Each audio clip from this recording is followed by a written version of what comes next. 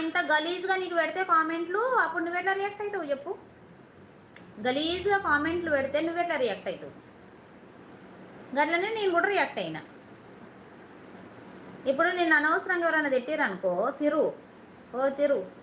తిట్టిరనుకో, అబ్బా మంచిగా తిట్టినవరా, మంచివాడివిరా అంటావా, తిడతావా తిరిగి చెప్పు? మంచిగా మాట్లాడే వాళ్ళతో మంచిగానే మాట్లాడతా నేను. ఓవరాక్షన్ చేసిన వాళ్ళతో ఓవరాక్షనే చూపిస్తా. అంత కోపం వద్దు నీకు. ఎంత కోపం కావాలి మనం?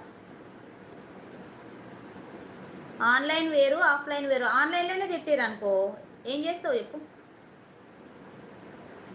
చెప్పు? అనవసరంగా తిడితే ఎవరు ఊరుకోరండి.